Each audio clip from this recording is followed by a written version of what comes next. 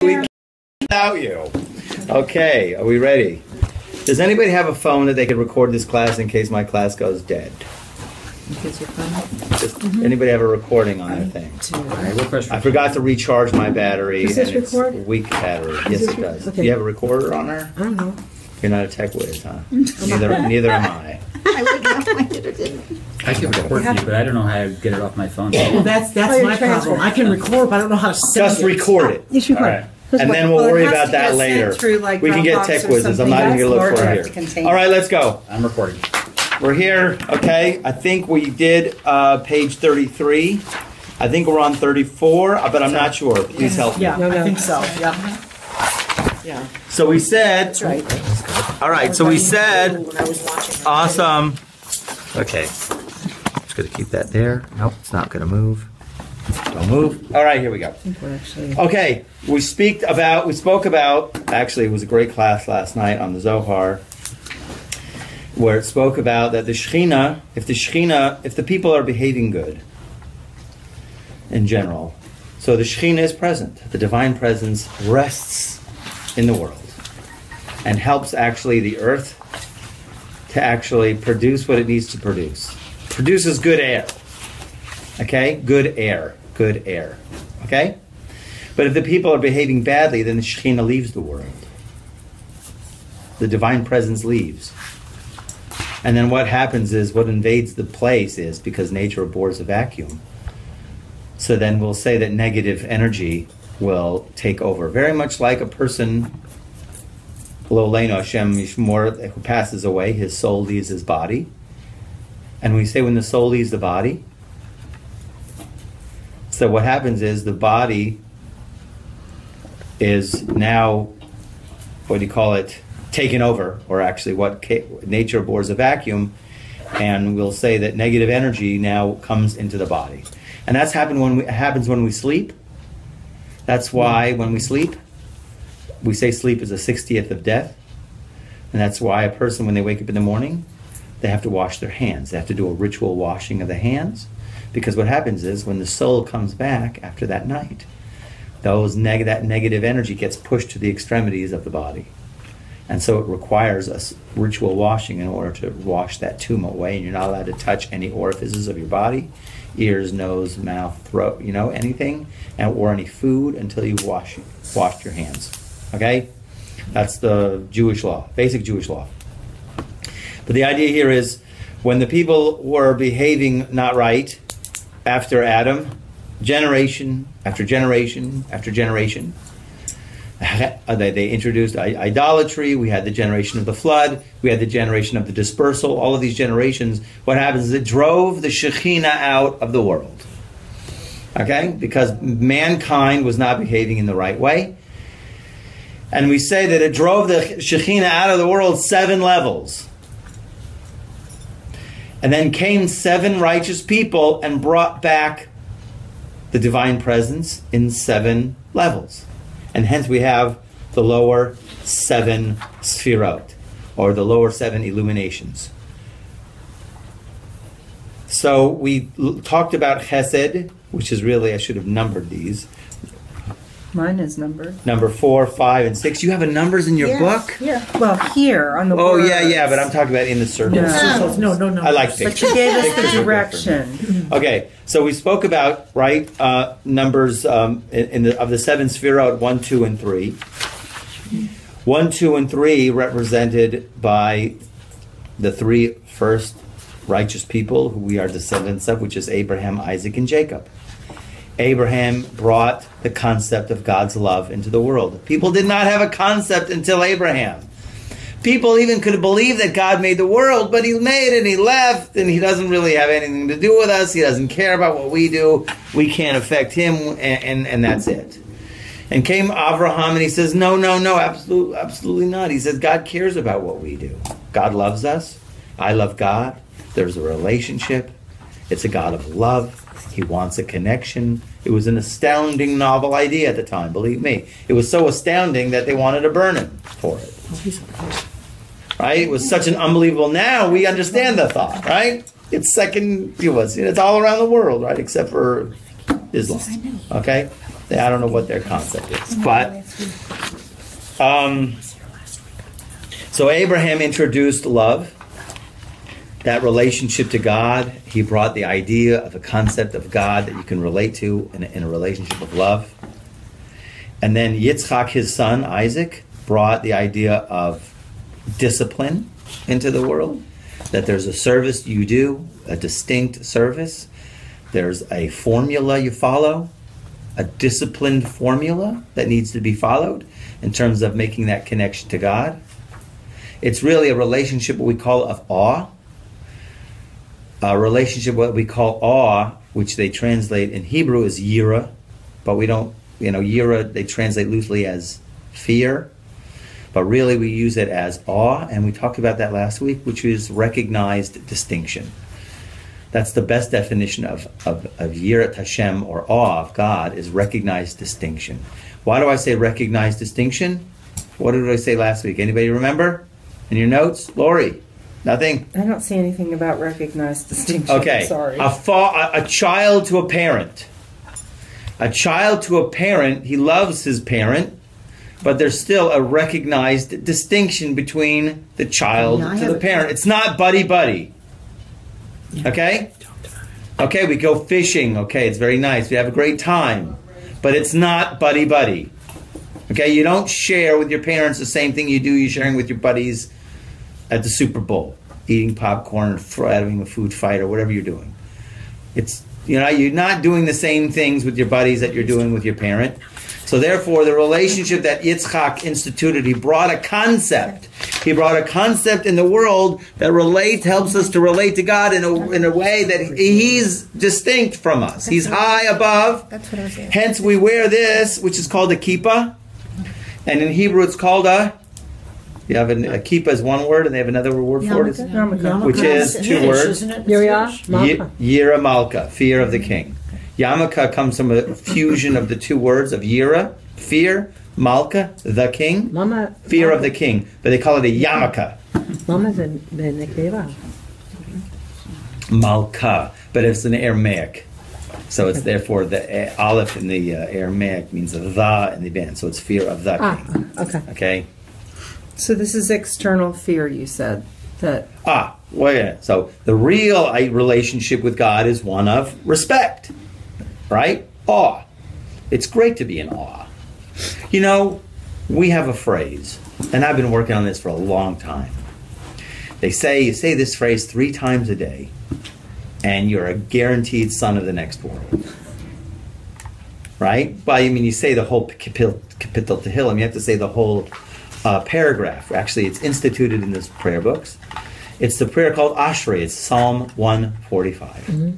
Psalm 145, Ashrei Yoshvei Beisech. How fortunate are those who dwell in your house. Oh, they will continue to praise you. And it goes on. But there's one the reason why they institute this and you say it 3 times a day is because there's one phrase that's in this one psalm. And that is, Posech eshedecha umasbia l'chol chai ratzon, which means you open up your hand and you satisfy the desire of every living thing. You open your hand, we sang this to God, but you have to say it with not by rote, okay? Okay, not when you're thinking about going to the supermarket or whatever. Okay, not when you're thinking about it, whatever. You have to think about it.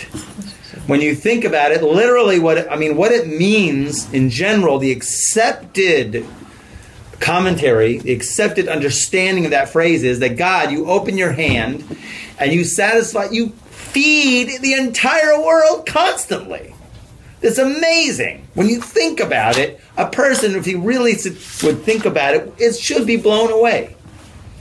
I've been, I was in San Antonio, and I was head of the Vada Kashrut, and I've seen some big catered events, and I see what goes behind. It's a week's worth of preparation, more sometimes. Imagine what they're doing for the inauguration tomorrow. They were probably preparing for 2 months, okay? And that's to feed, a couple of thousand people maybe, right? I don't know, 10,000. I don't know. Even if it's 10,000. How many people are in this world? You got billions of people. And not only that, there's the animals. Then there's the worms. God is making sure everything gets fed. Okay, except for the wicked people in certain countries who keep their people from eating. Okay, there is such circumstances, but by and large, there's a lot of food.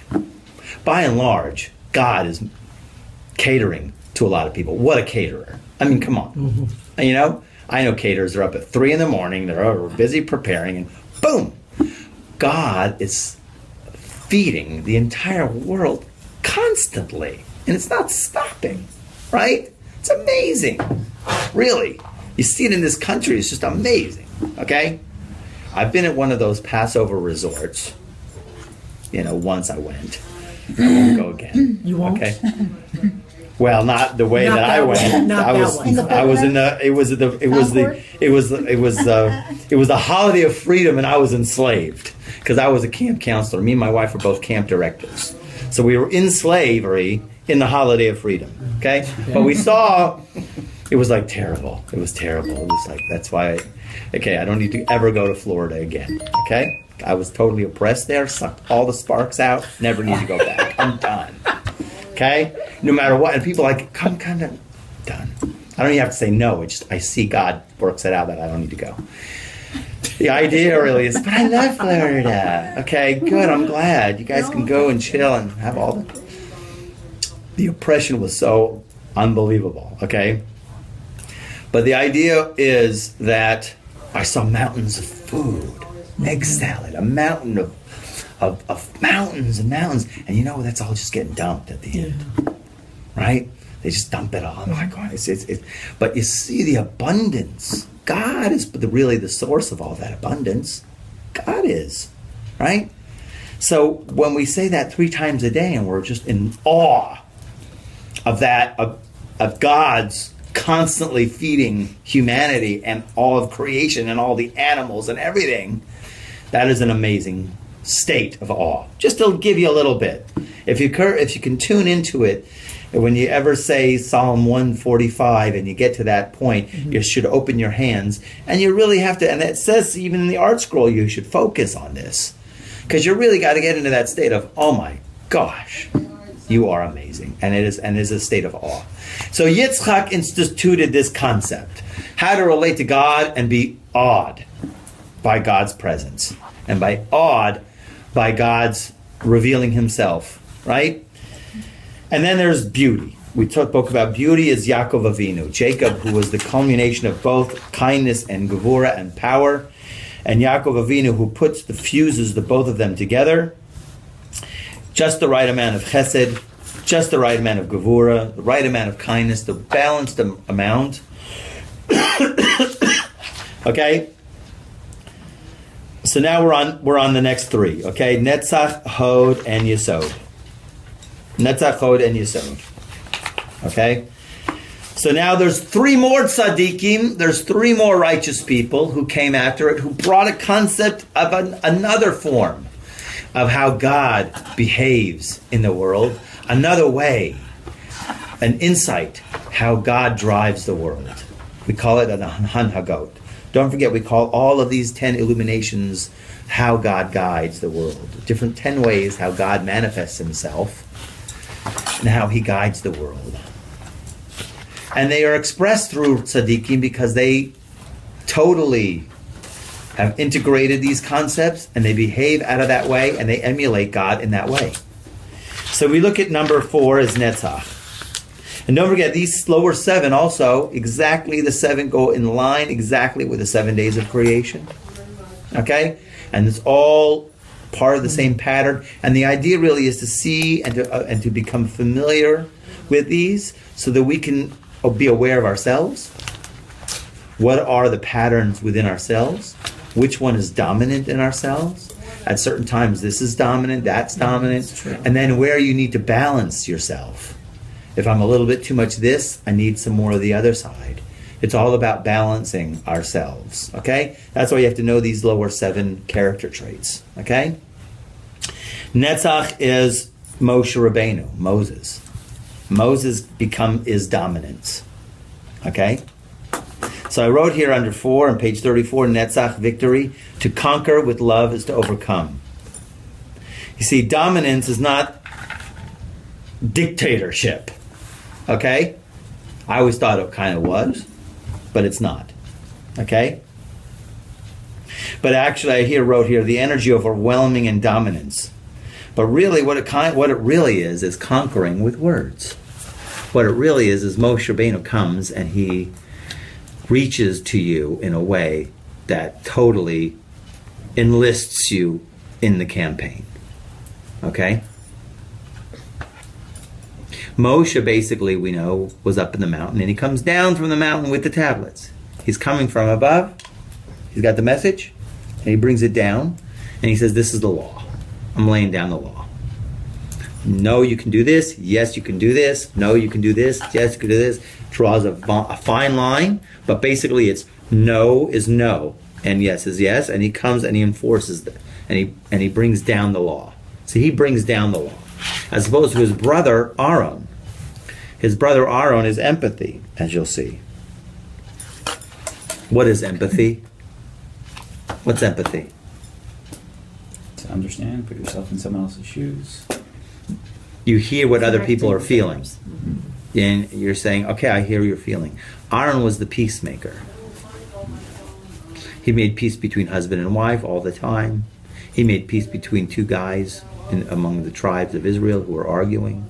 And he did that through the quality of empathy. He was able to hear this guy's opinion and what this guy was saying. And then he would go to this other guy and go, oh yeah, I hear what you're saying too. And he found a way how to put them together. Okay? It's kind of the opposite. Moses coming down going, no, you can't do that. Moshe going, well, Aaron's going, well, I hear your problem. I hear what, he's going from more like from below to above. He's hearing what are the issues. Okay? So that's on the opposite end. Okay? Now it happens to be this week's Parsha. Moshe at the burning bush, where God comes to Moshe at the burning bush and says, I want you to take the Jewish people out. And of course, the classic Jewish answer, which you always have to know, is Why no. Classic? Yeah, I said why me too. Why me? If you want to know if a person is a Jew, you just go ask him for something. And he says, no, okay, well, you're definitely a Jew, right? You don't need any other credentials, right? They say no. Okay. Stiff-necked people, huh? So, I want you to take the Jewish people out. No. Okay. Of course, it was a 7-day argument. For 7 days. I mean, I don't know how long it takes to say the word no. Okay. Of course, he said no, and then Hashem says, well, really, this is the situation. This is a mission. You got to take them out. You're the guy. I picked you. You've got you got all the qualifications according to my criteria. I looked at your resume, and I'm very impressed. But of course, Moshe Rabbeinu says no for many reasons. He says, listen, I got a brother. My brother, he's fantastic. He's a great orator. I can't speak. I burned my tongue at an early age. And I got a speech impediment, right? And I'm really not a good orator. I like to just meditate and talk and chill out and hang out with you. I don't really want to do this. Aaron, he's very inspiring. He's really great. Why don't you get Aaron? I got a great idea. Let's go with the Aaron plan. That's what Moses says. Moses says the Aaron plan. And Hashem says, Moshe plan. A 7-day argument. Moshe plan. Aaron plan. Moshe plan. Aaron plan. Okay? Until finally, after 7 days, God puts his foot down. He's angry. He says, okay, we're going to do the Moshe Aaron plan. Okay? And that's exactly what it was. Yeah. I got it. We'll do the Moshe Aaron plan. You can do this and that. Okay? So there's a problem in that. Okay? Of course, Moshe Rabbeinu, since he argued with God, and he basically instigated for God to get a little, make the shift, was obviously he lost the high priest. He lost to be the high priest. He was going to be the high priest. He lost the high priest, and he lost to be the king. He was going to be at all. He was the king for a while, but the kingship moved over. But he definitely lost the high priest for it. But of course, there was a problem with that. God really, he's always got the better plan, if you know. But of course, Moshe's always got to push back. I'm nothing. I'm nobody. What do you want from me? So, finally it's the Moshe Aaron plan, and there was a problem with the Moshe Aaron plan. The problem was later on, way later, was when they were at Mount Sinai, and Moshe was up at Mount Sinai for 40 days, and they miscalculated when he's going to come down. And of course, they went to this person by the name of Hur first, and they go, we need somebody else. Moshe's dead. He's dead. Like, really quick conclusion. Do you have any proof of that, any indication? No, he's dead. We know it, right? CNN reported. We just got it. Therefore, so. And BuzzFeed. We got it from CNN and BuzzFeed. It's glocked. It's glocked. Okay? So, I hope none of you are big fans of those. But anyways, So in any case, they want another god. Hur said, absolutely not. So they killed him. They killed him. Mob scene. Threw stones at him. Killed him. And then he went to Aaron.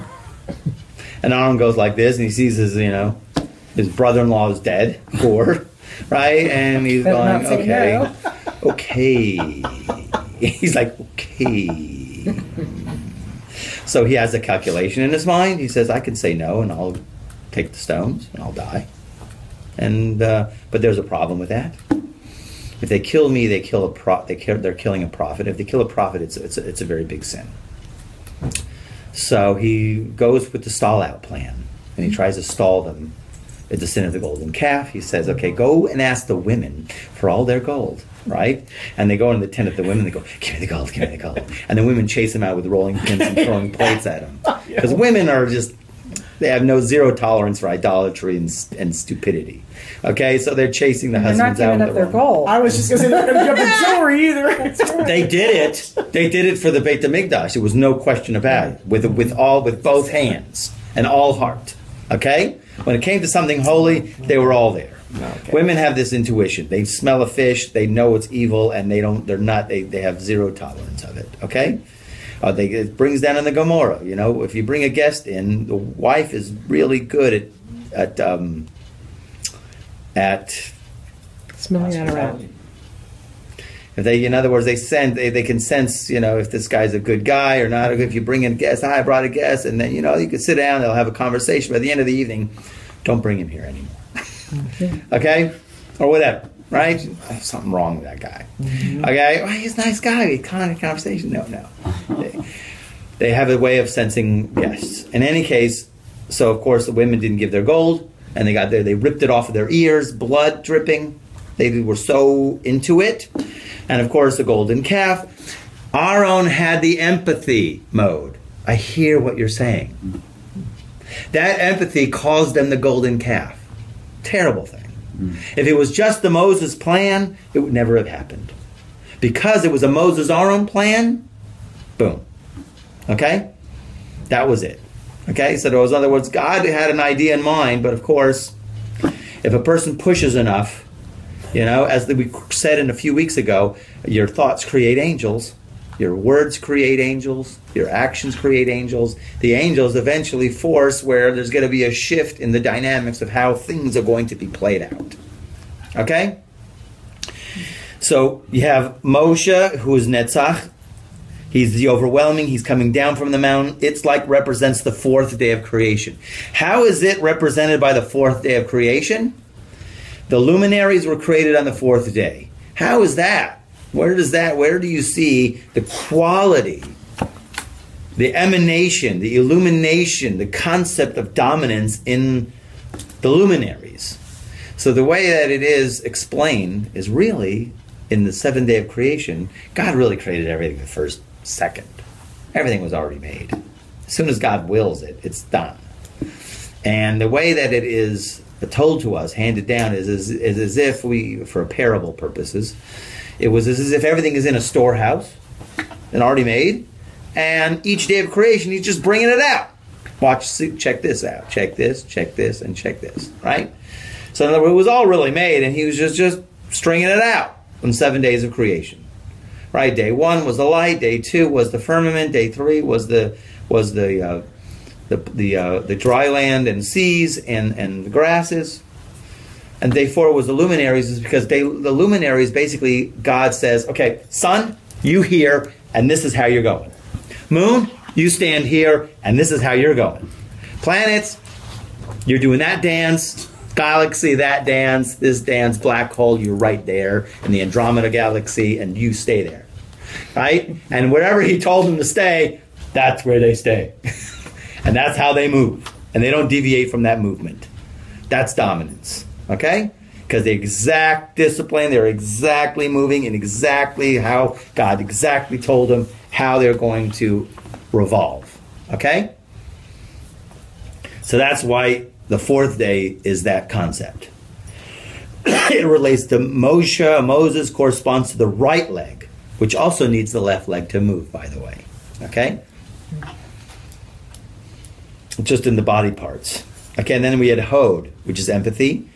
Most translated as splendor, because it's the high priest. You know, the high priest wears those golden garments, the 8 garments. It's an unbelievable way how to emulate God. It's derivative of gavura, which is restraint, and the energy of allowing an assertion of its own individuality. And the best way that we see that is in the 5th day of creation. The 5th day of creation, what was created was ocean life and birds. Here, on the 5th day of creation, were the first creatures who had complete free movement. They can go wherever. Swim, fly. There was no limitation. Like we had the 4th day, they had exact orbits. Here, there wasn't an exact orbit. There was not an exact flight pattern or an exact way that the fish will swim. Complete, free-moving entities. Okay? So that relates to Aaron, who's the brother of Moses, and it corresponds to the left leg. Totally giving to the other person. Now I think it's a little bit... Does the left leg not need the right leg? They both need each other. Okay, that's what I thought. You can't move without... Is it giving both. in or is it connecting to? Well, I think the downside of it is totally giving in. There's a downside. I see. Okay? Because the downside is this concept that I've heard one rabbi, not saying a positive, to give validity. Okay? To validate. Some people need validation. Right? It's a big, huge thing. California, right? I need validation, right? For my feelings, right? Because I hate this guy, right? I hate this person. I need you to validate me that I can hate this person. So can you please sign that I'm allowed to hate this person, right? Yeah, psychologists will say, yes, you're completely validated to hate this person. And you can wait for the day where you can get your revenge from him or whatever. You know, come on. Thank God for the Torah. We have a right, we have a wrong. We have morality. And you have to do what's right.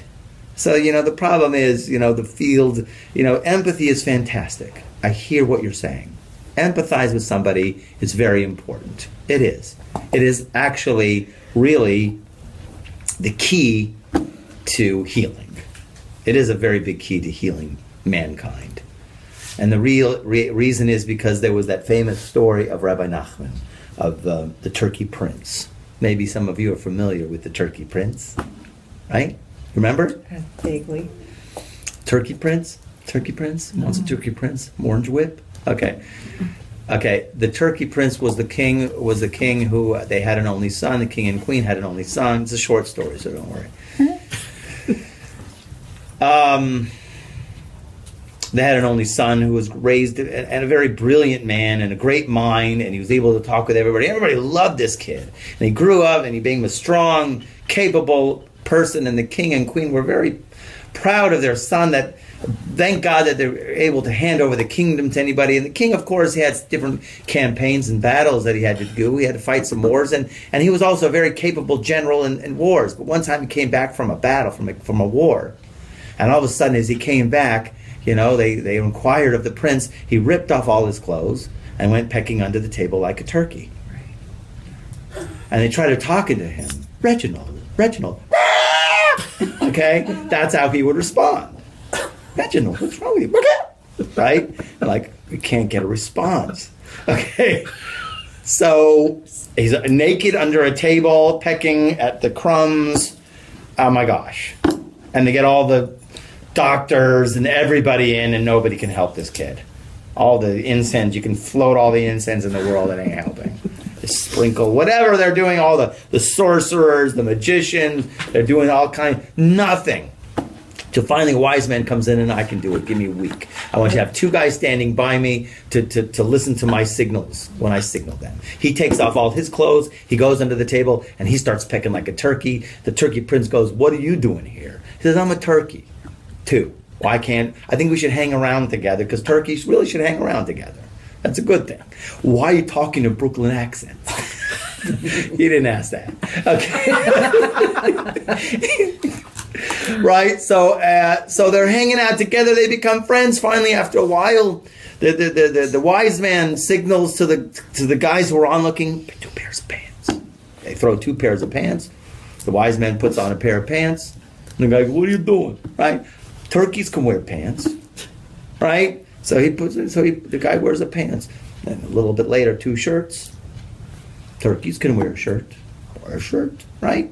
And then he get some regular food down here. Turkeys can eat regular food. And then he sits up at the table. Turkeys can sit at a table. And then he tells them, turkeys can actually have regular conversations with people. Right? And he actually convinces them. He says, "Listen, turkeys are an endangered species. They're looking to kill us and eat us for Thanksgiving every year. It's really dangerous. It pays to really act like a human being. And don't tell anybody that you're really a turkey inside." Okay? So basically, it's a question, and there's a lot of debate. I give whole classes on this, because was he actually healed, or does he still think he's really a turkey inside and he's just behaving like a prince? Okay? Or maybe it's a good thing to think that you're really a turkey. Okay? I think most of the commentators say no, and eventually he divests himself of his belief that he's a turkey and becomes totally healed. The idea was the Chacham went down to his level, and he related to him. Once the person feels he's not alone, then only then is there the ability to raise him up. But if a person ever feels that they're alone in their plight, right, then forget it. You cannot reach him. So the idea of empathy, of course, has its very significant function. It's able to pull things up from the depths. Okay? But it needs the dominance to hold on to him, because if it goes down too low, it becomes a turkey, and then he forgets what he is, the wise man. Okay? So the other thing is, also in Hebrew, the word hoda'ah, which is submission. Hodah is an interesting word. Hodah also means thanks, not just submission. Hodah, but it is submission. When you thank somebody, you're also submitting, aren't you? Mm-hmm. Yeah. Because a real thank you, not a lip service thank you. Okay? A lot of people do a lot of lip service thank you. But a real thank you, a genuine thank you, is you're admitting, I couldn't do it without you. I wouldn't have it without you. Mm-hmm. Okay? And that's what you always have to have with God all the time. It wouldn't happen without you. Okay? And you recognize when people do things for you, the real thank you has to be undeserved, unexpected. Okay? Not that you had it coming.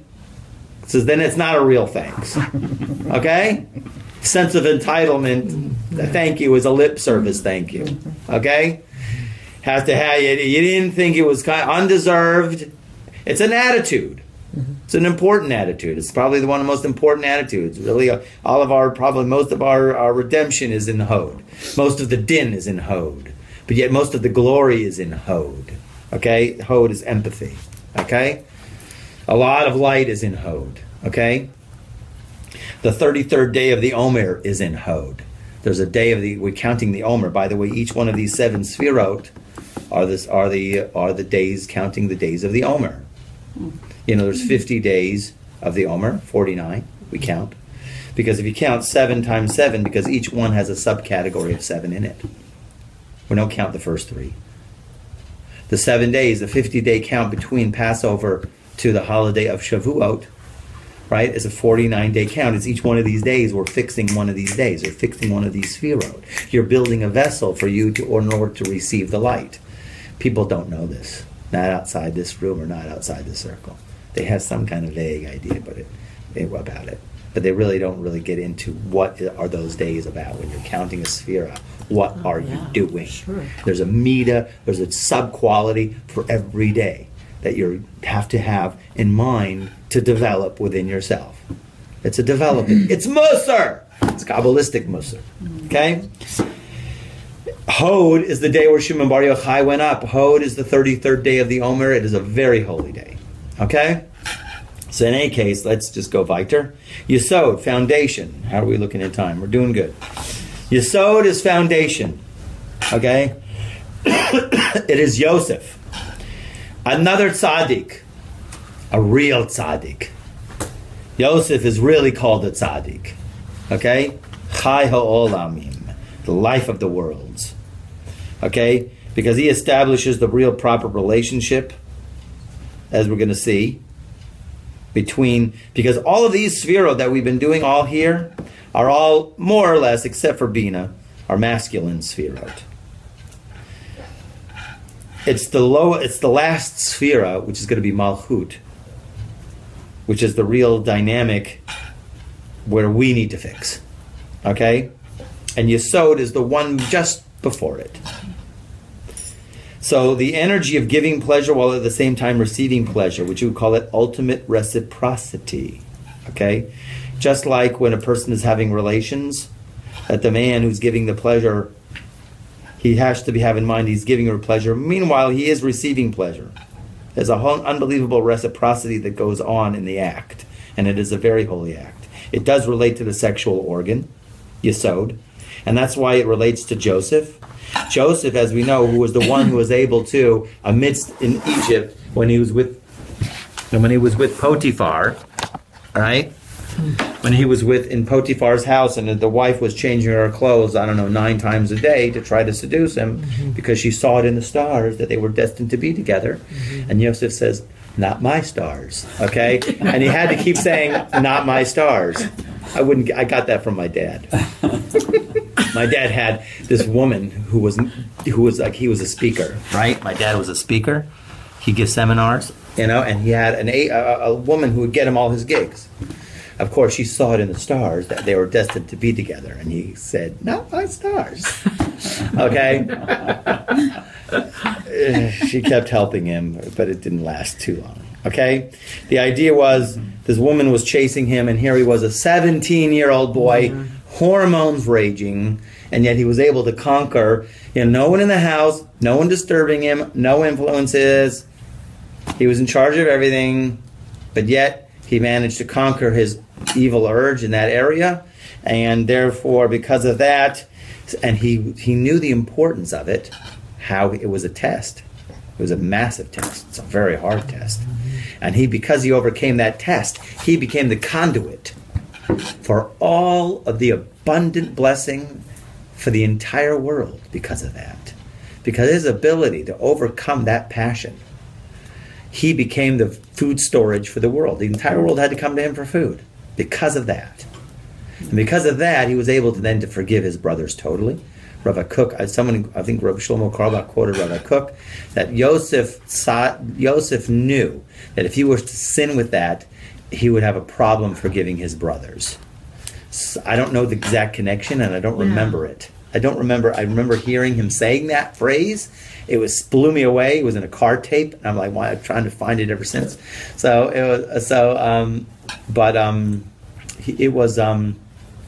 If he would have succumbed to that, he would never have been able to forgive his brothers. Wild phrase. Because he was the person who was able to forgive his brothers totally. He looked at him square in the eye and saying, "It wasn't you who sold me, it was God." It's an unbelievable power. Okay? It's an unbelievable power to be able to do that. I'm still working on it today with a lot of people. So we're talking about willpower, maybe? We're talking about the power of emunah.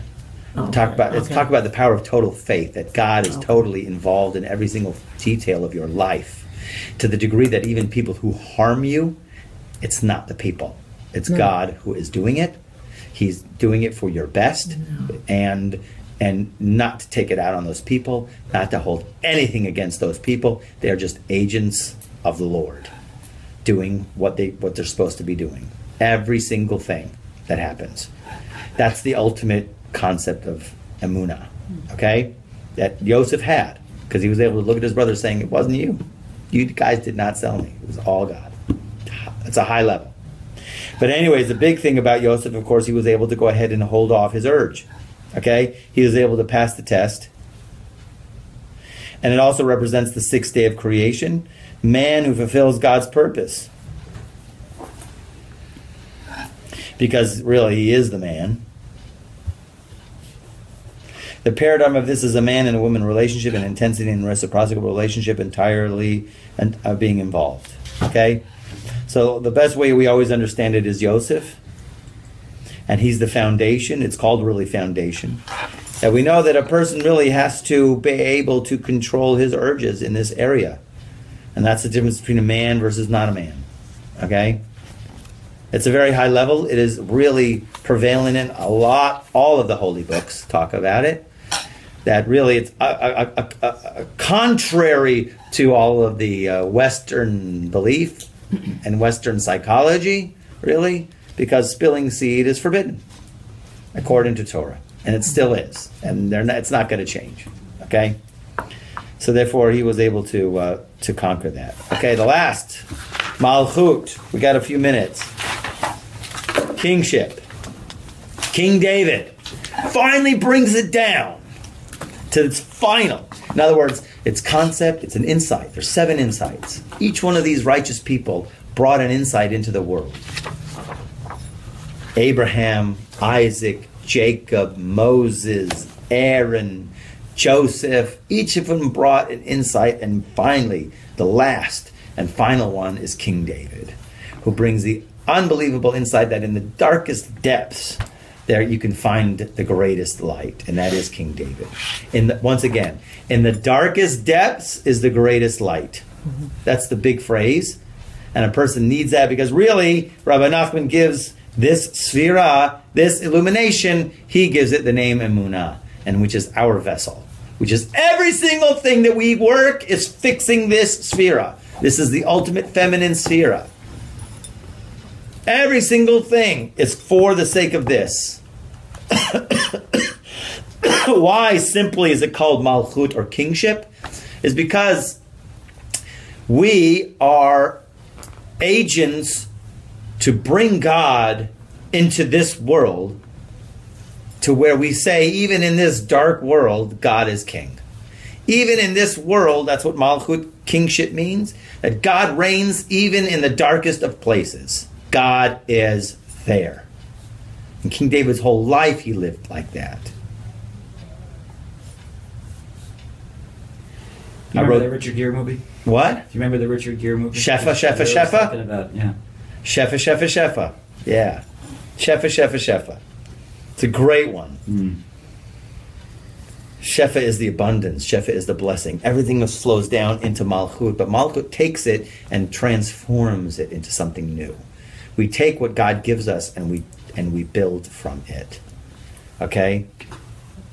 Our brokenness. King David's whole life, he wasn't supposed to live, He was supposed to be a stillborn. He was supposed to be born dead. Adam saw that this element of soul, it would be an unbelievable thing. Humanity would miss out so much if he wouldn't be around. So he gave up 70 years of his life for King David. Adam was supposed to live 1,000 years. He prayed, and 70 years of his life were taken. Adam lived 930 years instead of a full 1,000. He gave 70 years of his life that King David could live because his expression was so unbelievable. Did you say Adam? Adam. Okay. Adam. Yeah, he lived 930 years. He was supposed to live 1,000. Because a day in the life of God is 1,000 years. So in other words, a day when God told Adam, the day you eat from that tree, you'll die, right? And he ate from the tree. So the angel would go, you should die. Now. Today. You said it. Your words. He said, this is one of my days. It's 1,000 years. Oh man. Killjoy, right? Because that's what God said. The day you eat from it, you'll die. Well, there's a lot of different commentaries and explanations. You'll start dying. But really, it was supposed to be a day, a God day, so a spiritual day is 1,000 years. Okay? It represents the moon, Israel. It is the moon. Israel is the moon. The moon waxes and wanes. Right? It doesn't have a light of its own. It's all reflected light. Okay? Here's where the light bounces back. It reaches all from up till crown, all through all of the Sefirot, back to Malchut, back to kingship, and goes boom, back up. Okay? Here's the balance theory, or what we call the returning light. Okay? The returning light is the ultimate light. Is What? this why Rosh Chodesh is the woman's celebration? Well, they got it because of the sin of the golden calf. They didn't sin of the golden calf, so therefore they were rewarded with Rosh Chodesh. But also the kings would celebrate Rosh Chodesh. As we have King Shaul, every single Rosh Chodesh, you'd have this celebration. I believe that really for the Mashiach days, I think we should reinstitute that for men and women. Women are in sync. Women know it's Rosh Chodesh, but they don't really do what they really should do. You know? It's around Rosh Chodesh, it's before. No. The day is significant.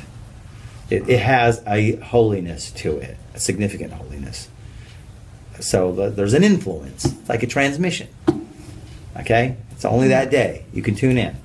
It's interesting because the woman's cycle is supposed to be Totally. affected by the moon. It's all about that. It's all about that. It's all about that. It has nothing of its own. It receives from all the other Sefirot, yet it has the power to unify all the other diverse powers. Okay? Because it takes everything from above and it transforms it. This is the transformational energy. And this is why we are here, and this is why you need Emunah. Without Emunah, you cannot transform squat. Okay? It represents the ultimate concealment of the divine for the purpose of interacting with creation. In other words, even in the dark places, we have to show God is there. King David, what did he come from? Where did King David come from? Like I said, the darkest acts have the greatest light. The origins of King David comes from the most darkest of acts. Think about it. Do you remember Lot? Yeah. Right? Lot? Right. Lot lived with his daughters got him drunk and lived with him. Yeah. And they had 2 kids. The offspring was Moab and Ammon. Moab, Ruth comes from Moab, and Ruth is the great-grandmother of King David. Okay? So from a dark act, the girls were completely for the sake of heaven. Their kavanah, their intention was unbelievable. Lot was, he was drunk. Okay? Well, he was to play his part. He wasn't. Yeah, he wasn't. They don't speak so highly of him getting drunk. Okay? He's not like them. They were very high. But still, a mother with a father with his daughters. Come on, man. This is not the hillbillies. This is not what are those mountains here they call over there in Kentucky? Okay, this is not. We like Appalachian Mountains. Like it's not Deliverance. Yeah, Deliverance. This is not Deliverance. Okay. Yeah. Okay. So, also King David, if you continue on, King David, Yehuda with Tamar. Yehuda lives with his daughter-in-law. Right? He thinks he's with a prostitute. It's his daughter-in-law in disguise. And he has Peretz and Zerach. And from Peretz comes Boaz. Well, King David. Yehuda. Yeah, you know. So and then you have you have King David himself. King David himself. Do you know the story about it? Bathsheba and all that. Yeah, but I'm talking about even before. You don't understand. His father was a very holy man, Yishai. Very holy. He was one of the guys that they say who died sin-free. No sins on him whatsoever. Okay? No sin. He only died because of what happened in the Garden of Eden. It was by default. Everybody's got to die because of what happened in the Garden of Eden. But really, you're totally clean. Right? 4 people like that. But what happened was he had 2 wives, and one wife he had separated from for some reason. I forgot really the reason why. But of course she did the same thing like Tamar did. She switched with the co-wife and got pregnant. right? But meanwhile, Yishai had no clue. But all of a sudden, here is his wife, who he separated from for a while. She's pregnant. Where'd that baby come from? Didn't come from me. And he's got other brothers. He's got his other sons. Now you imagine what goes on at the breakfast table. He ain't one of us. He ain't our kind. He's from someone. He's a mumser. He's a mumser. He one of them mumser boys. He's a right. They all thought he was a mumser. They did. Oh, I didn't know that. He grew up as a weirdo boy. Go hang out with the sheep. Here's a flute. Go play there. Go hang out. Watch the sheep over there. Right? Yeah. Of course, when Shmuel came in to anoint, right? He came to the house. He says, "I'm here to anoint a new king." And they're like, and Yishai's like, "Cool, let's line them up." So they got Billy Bob, and Joe and Ray, and you got all these hulking guys, all sweet, and their hair's all slick, and they look like bing, right? And it's like, dude, and he's going, no, no, no, no, no. No, I got no answers from all of these. You got anybody else in your family? And they all look at him and you go, David? Like, oh. Cinderella. David? It was a Cinderella. So they go, bring him in. Oh, yeah, that's the one. They pour the anointing and they close the deal. That's it. You're the new king. Fit. Right? The shoe fit. Right? He didn't even know. Right? All of a sudden yeah, come on in here. We got to talk to you for a second. And they come in and he stands up and goes, what do you want? And Shmuel goes, yeah, that's the guy. So they anoint him, right? You understand that the Mashiach can't come through an ivory door. He's not going to come through a pearly gate. It's not going to happen because the forces of darkness will not tolerate their end because it'll be their end. The dark side will be finished. All stealing, all greed, right? All the craziness that people get involved with will be over. It's game over. Game over. So, of course, the dark forces are going to fight like hell that there's no game over. So he can't come through the door. He's got to come through a back door. He's got to come where everybody's focusing on something else. And all of a sudden, here he is. Riding on the donkey. No, the donkey, or he can be riding on a cloud. It depends, But in any case, it's even in a dark place like that, he comes from Moab. Yishai's family, David, he's a mamzer. He had people even after he was king work after him. They were kidding me, there were specials on CNN depicting every single one of his faults, going through it. How low life this guy is. That's right. He's definitely not qualified to be king. And they got 400 reasons. Achitophel became with 400 reasons why. He wrote a whole book on it and gave lectures all over the country why this guy should not be king, right? Thank God for Fox News.